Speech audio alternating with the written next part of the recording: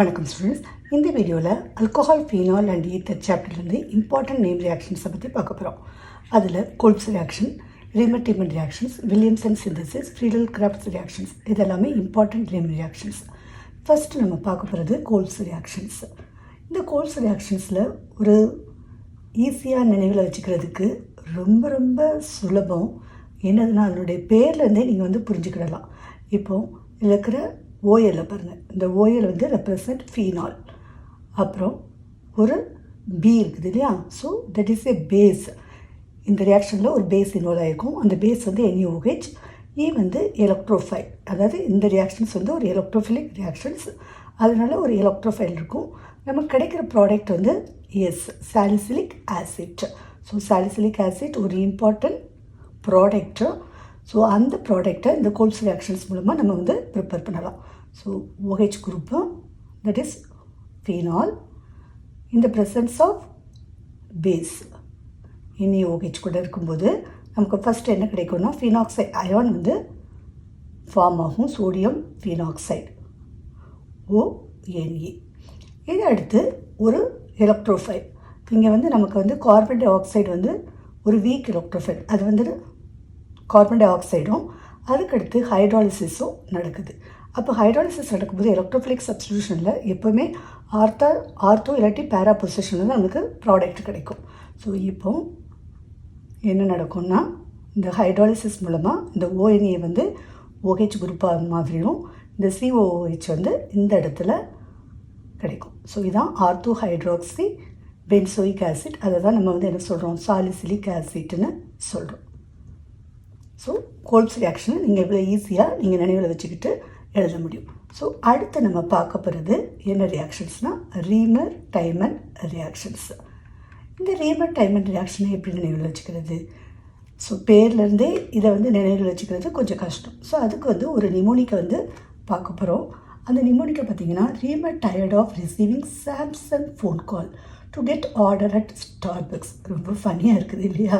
So இதில் ரீமர் tired of, இது ரீமர் tired ஆஃப்ங்கிறது ரீமர் டைமனுடைய ரியாக்ஷனை ரிசீவிங் ரியாக்ஷன் வச்சுக்கிறதுக்கு. சாம்சங் ஃபோன் கால் தான் ரொம்ப ரொம்ப இம்பார்ட்டன்ட். அதில் இருக்கிற எஸ் சோடியம் ஹைட்ராக்சைடையும், ஃபோன் ஆல்கஹால் அதாவது ஃபீனாலையும், கால் குளோரோஃபார்மையும் குறிப்பிடுது. ஓகே. ஸோ இப்போது நம்ம என்னெல்லாம் தேவைப்படுது? ஃபீனால் OH குரூப் இருக்கணும், ப்ளஸ் சோடியம் ஹைட்ராக்சைடு NaOH, அப்புறம் என்னது CHCl3 chloroform.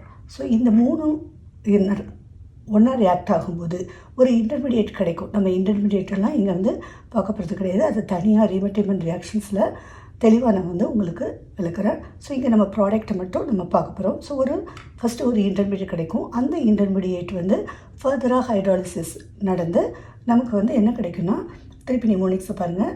Samsung phone call to get order at. ஆர்டருங்கிறது ஆர்த்தோ பொசிஷனில், அட்டுங்கிறது ஆல்டிஹைட், ஸ்டார்பக்ஸுங்கிறது நம்மளுக்கு சாலிசால்டிஹைட் கிடைக்கும்.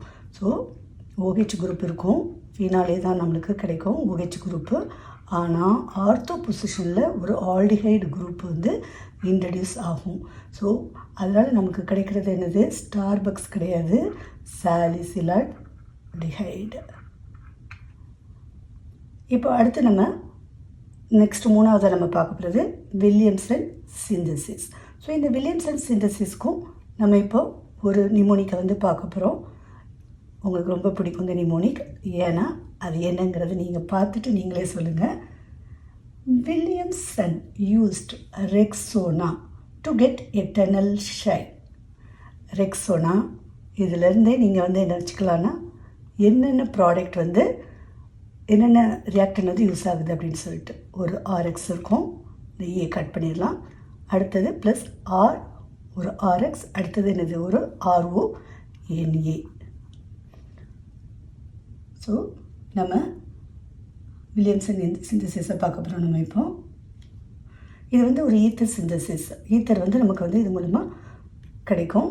ஸோ RX ப்ளஸ் RONA நடக்கும்போது என்ன நடக்கும்னா எட்டர்னல் ஷைன், அதாவது ஈங்கிறது stands for ஈத்தருக்கும், ஷைன்கிறது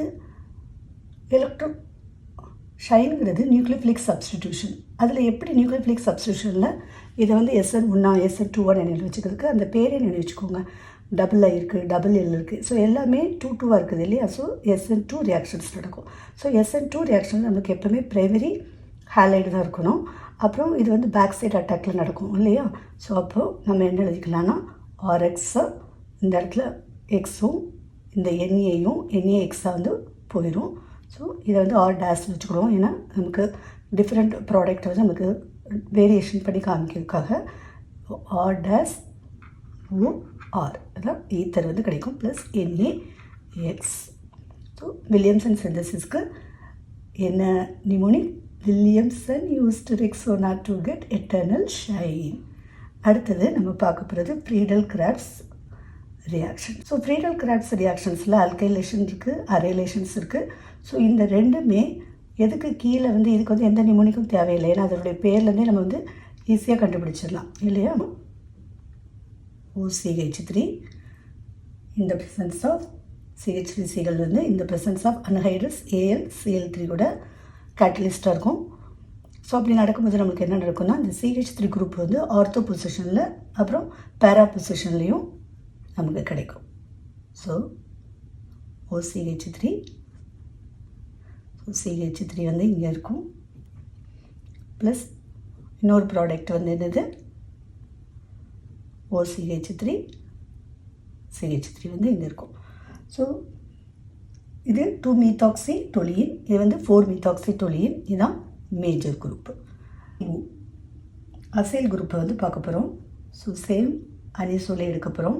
OCH3 plus CH3COCl இந்த ப்ரெசன்ஸ் ஆஃப் AlCl3ல நமக்கு வந்து இப்போ வந்து என்ன நடக்கும்னா OCH3 COCH3 வந்து இந்த இடத்துலையும் அடுத்து OCH3 COCH3 வந்து இந்த இடத்துலையும் கிடைக்கும். ஸோ இதுதான் மேஜர். இந்த மேஜருடைய பேர் வந்து 4-methoxyacetophenone. தேங்க்ஸ் ஃபார் வாட்சிங்.